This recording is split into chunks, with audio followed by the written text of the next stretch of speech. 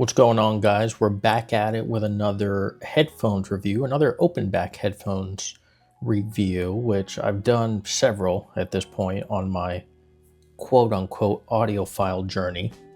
I've really started to appreciate open backs a lot more than closed backs. I really don't like closed backs all that much. They're okay as like Bluetooth headphones, ANC headphones, but I actually end up using like the transparency mode a lot of the time, so I figured I would get into open backs, especially because I was just looking for better sound quality, and wired headphones just provide that. So up next on my list is the Audio-Technica R50X, which came out in 2025, and they're currently retailing for $170. They're a mid-range headphones in Audio-Technica's lineup. They have the R70XA, which I think is around $370, and then the R30X, which is $110.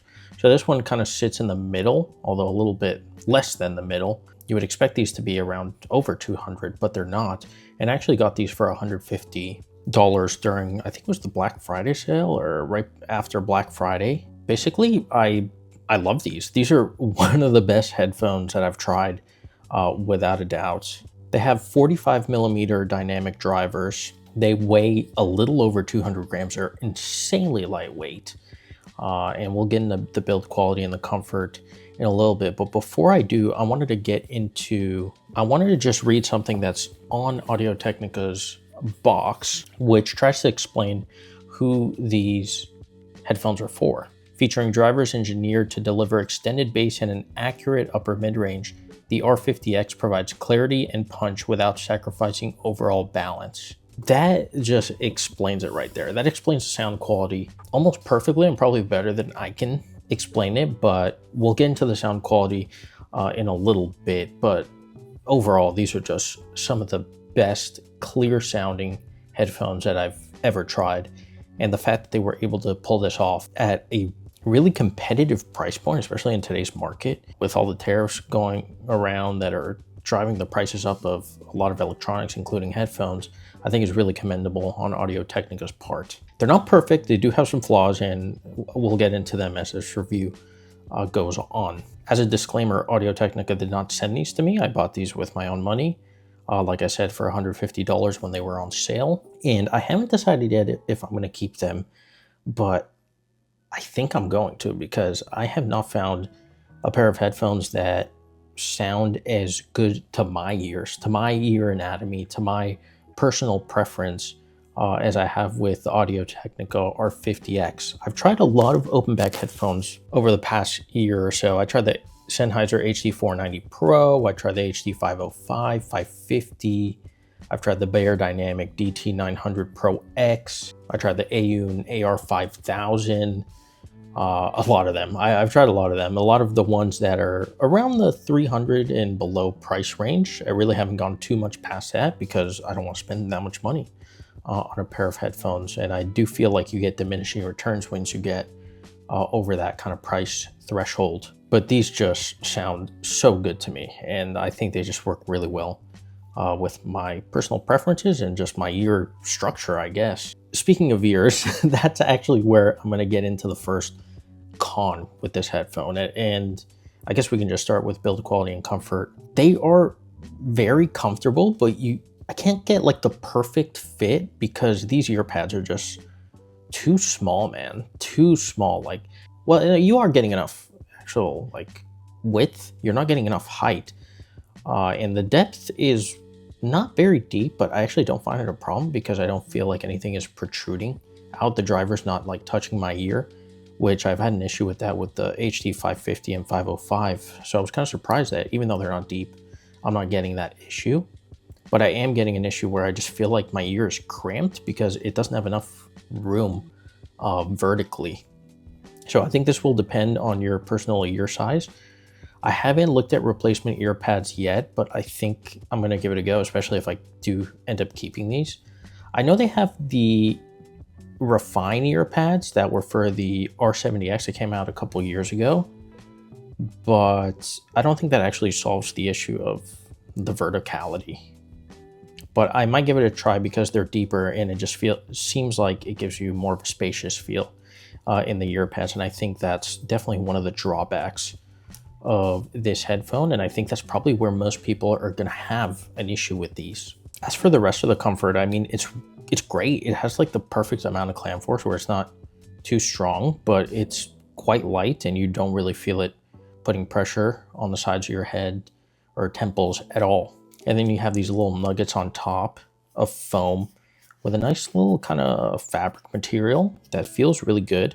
And once you put it on your head, you don't feel any pressure on the top. At least I don't.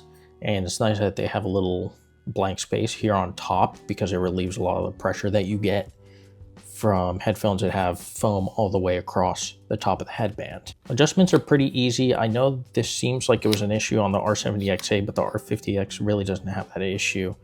No problems getting the right fit on these. They do get quite small and they don't get overly big. Well, they do actually. I didn't even realize they extended that high. I never go that high, but seems like they have a really good range of motion actually. So these should fit most people's heads, but I think they're tailored more for smaller to medium-sized heads. As for the build quality, you have a nice little grill here. Seems like a plastic. This part, it looks like metal, but I'm pretty sure it's plastic. The headband itself is actually, this part right here is metal. You can feel it's cold to the touch. But this part here feels like plastic, but it feels like good quality plastic. Like, even though it's super lightweight and it kind of looks cheap, it's not. It doesn't completely feel cheap. The problem is it's just so lightweight that you associate that with cheap, and you do have a lot of plastic parts, but the build quality itself I actually find good. Like I find it on par with most of the Sennheiser products I've tried, if not maybe a little bit more rounded out and well designed. And I wish these ear pads were bigger, but the actual material, the velour material on these ear pads is awesome. Like, it's super soft, and you do have like a little bit of resistance on the ear pads.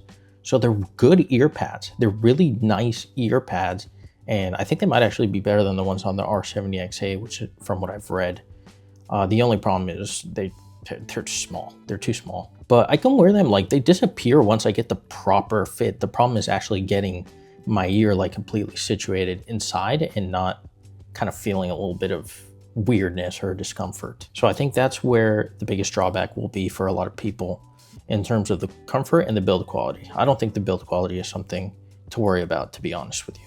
As for what you get in the box, you get this nice little leather pouch, which feels pretty premium, honestly. It's a nice carrying pouch. You get the 6.3 millimeter adapter here. Then you've got this 1.2 millimeter cable, which honestly is just, it's not good. Like, you can see it's not cooperating as you would hope from a cable. The good part is it really doesn't have any microphonics, but I don't like that it's this proprietary twist and lock system. Let me plug that in for you so you can see how it works.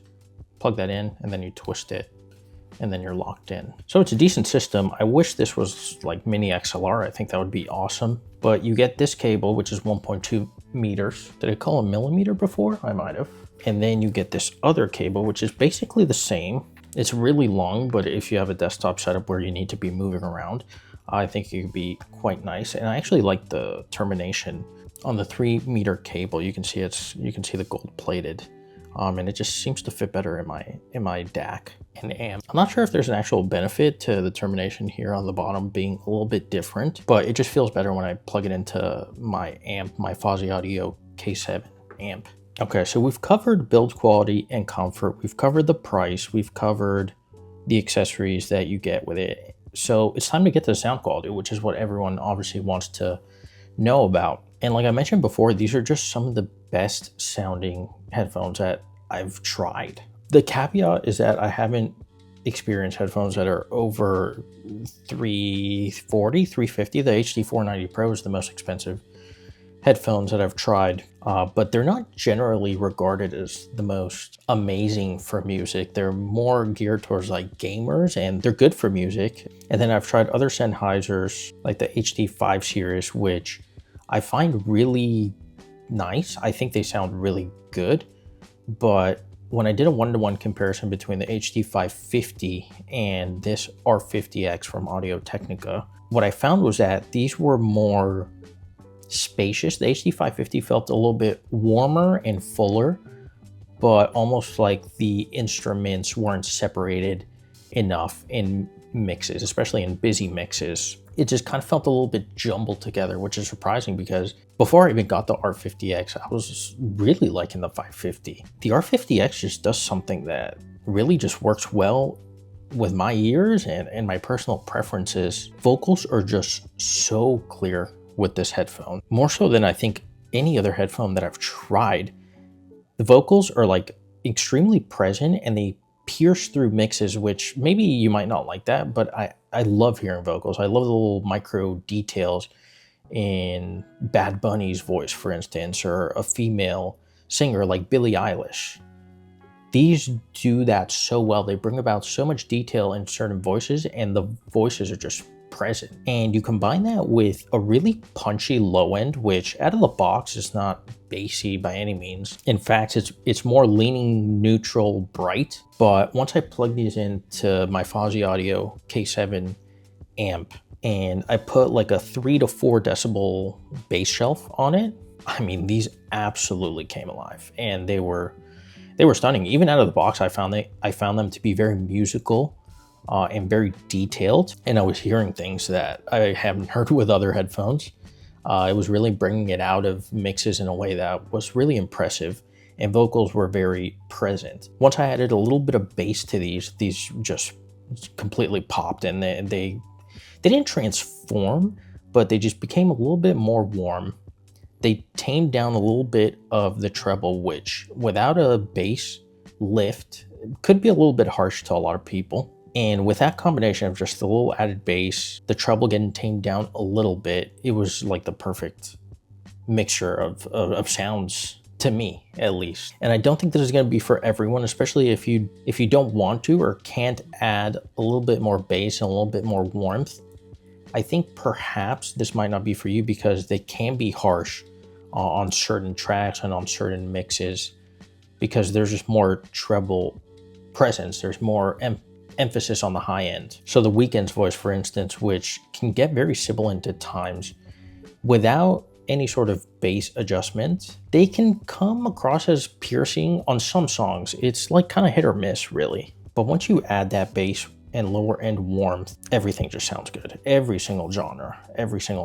Hip hop, rap sounds amazing. Rock sounds really good. The hits of the drum just sound so pure and they don't overwhelm anything else in the mix. Pop songs, alternative indie, like if you listen to Tame Impala on these, you might have like a bit of an out-of-body experience. And I think that's how you know that these are special, because I've tried a lot of headphones over the past year plus, and I never had as many like goosebump inducing moments listening to music as I did with the R50X. And I think that's all I really need to say about them. And that's just on the music side. If we get into the gaming side a little bit, which I do a lot of gaming, I play some Battlefield 6, I play a lot of single player story games.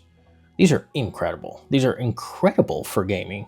I would say they're probably better for single player story games. I don't love them for FPS. They're definitely like suitable, but there's like a spaciousness, especially in open world games like Ghost of Yotei or even Red Dead Redemption, where you just feel so immersed in the open world because you're hearing details that you just don't get with other headphones. And it's really impressive for them to pull this off with in such a light form factor at such a really good price. Like, it's awesome. And I really think these could disrupt the market if enough people give them a try, because it doesn't seem like they've gotten a lot of marketing. It doesn't seem like that many people have tried them. But I think if you do, I think you'll really like them, especially if you have the capacity to add a little bit of bass, tame down the treble just slightly. But I don't even think that you need to, like on my Fozzy Audio K7, it has a bass and treble adjustment, but I just keep the treble at 0. I add 4 decibels of bass, or at least 4 notches on the Fozzy Audio K7, and it's perfect. It's perfect. I don't find myself needing to do any more EQ because I'm getting the punch of the bass. I'm getting a little bit of warmth in the lower mids. The mid-range is really natural. The upper mid-range is emphasized. So vocals are really cutting through clearly, and I'm getting like awesome detail retrieval, both in songs and in gaming. So I don't know what else I can say about that other than the earpads are too small, and I think that could be an issue for a lot of people. But if you're just looking for really good sound quality at a very nice price, give these a try. I'll have an Amazon affiliate link down below if you guys do want to try them. I think they're at $170 as of recording this video, but they might go back down to $150. And at that price, I mean, I can't think of another headphone that's as good as this one, to be honest, at least of the ones that I've tried and from what I see that's currently on the market at that price. Let me know if you want me to check out a different headphone, but I really, really like these. And I think with an earpad swap, these might be my end game, especially paired with the Fozzy Audio K7 amp, which I'll have a review on sometime soon. So thank you guys for tuning in, and I'll catch you guys in the next one.